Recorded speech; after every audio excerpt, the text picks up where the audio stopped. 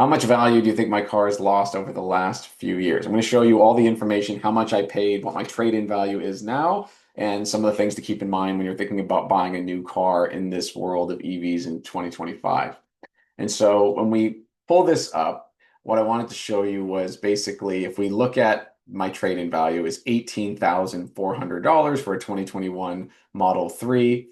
Tesla's trade-in value for this car is 17,200. So about $1,000 difference there. And then if we look at what I originally paid, which isn't too far off to current prices, it's a little bit more, and there wasn't a tax credit at the time of purchase for this vehicle, was 51,290. And that's after destination and documentation fees, which is standard and pretty much what you pay today. I think they've raised it to 1,400 for destination. What I'm not including is tax, registration, insurance, and so it's definitely vary. And you'd have to pay that regardless if you were buying or financing or even leasing. And so 51,290. If we just take a basic calculator, so we'll do 51,290, and I'll take the larger of the two offers of the 18,400 from Carvana. I could definitely sell this. Looked up Kelley Blue Book was about 22K to 27K with an average sales price of about 24. And we're looking at 32,890 in lost value just from the car over the last 4 years or 48 months. And so if we take that, I've paid on average over the last 48 months, $685 per month for this car if I were to sell it today to Carvana and then try and get a new Model Y. The thing to keep in mind with this price is if we look at the current cost of a Model 3 over that same period of time, right now for 15,000 miles a year, I can get this for 3,000 down and 394 a month.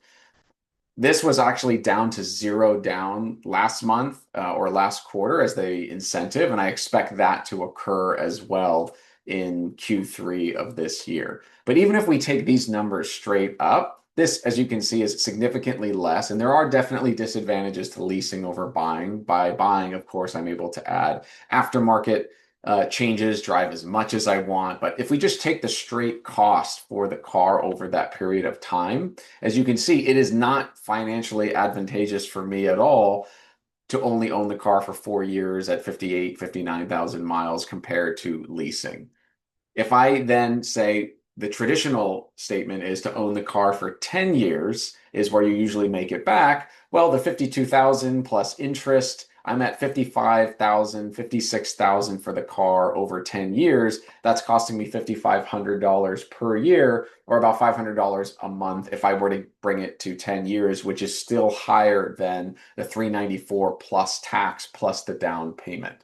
And so leasing for the first time at these current mileage, because you are allowed to buy out Teslas at the end of it or pay per mile, and generally at the 15,000 miles per year, which is a general okay amount for most people. It also aligns with my current driving habits. If I'm at 15,000 miles a year and I'm just at 59,000, 58,000 after 4 years, I'm averaging 15,000 miles a year. And so over 4 years, if I lease the car at these prices or continue to lease for the foreseeable future, I will be paying a little bit less, probably saving about $50 to $100 a month, which may be a wash with the higher insurance over time. It is a complete wash to lease, with the advantage being is if I was leasing every 3 years, as Teslas keep going down in price, which is part of the reason why the trade-in value is so low, is I will have a car that's new and under warranty the entire time.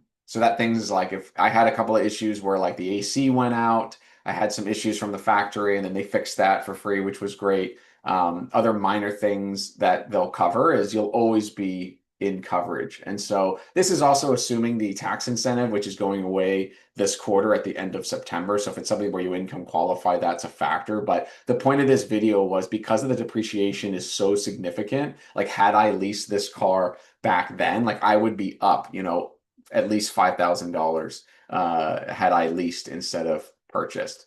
This definitely makes a little bit more sense if you're okay with selling your own vehicle. You'll make more money, but if you don't want to deal with the hassle, as you can see, huge, huge depreciation over the last few years. So I hope this video helps for those that are kind of deciding if you are purchasing a Tesla, or if you're like me, there's a lot of you that are probably waiting to buy either a Rivian or another Tesla, but your car is just worth so little. You don't want to take such a big loss, and you're in this position of like, what do I do? Do I trade it in? Do I try and sell it? Do I take the loss, just go into a new vehicle? But at the end of the day, we also have what's different in 2025 is we have full self-driving is coming. And so many, it's just going to make less and less sense to own a car once autonomous driving, like if you've ever been in a Waymo, once that becomes available in most cities, for a lot of people, it will make a lot of sense for families to, if you have multiple vehicles, to go down to one and likely buy a robo-taxi membership or share a vehicle that can just drive everyone around. And that we can imagine over the next 3 or 4 years will probably become the norm. It's going to unlock tons of time for everyone's life and be a huge gain. So this is currently what we're looking at today. I expect a lot more incentives to happen with Tesla for all their vehicles. They're offering free paint options for the July 4th holiday here in the States. But as you can see with the trade-in estimates, incredibly low. This is such a good deal. Like if I was buying a new car today and you could get my car for this amount, that's incredible. But if you've been watching or following in Arizona, that is something to look out for later this quarter. Very likely going to be selling my 21 Model 3.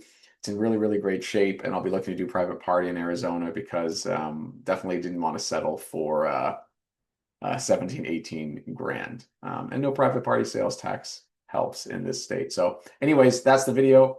Please take care. Enjoy the holiday weekend, and I'll talk to you in the next one.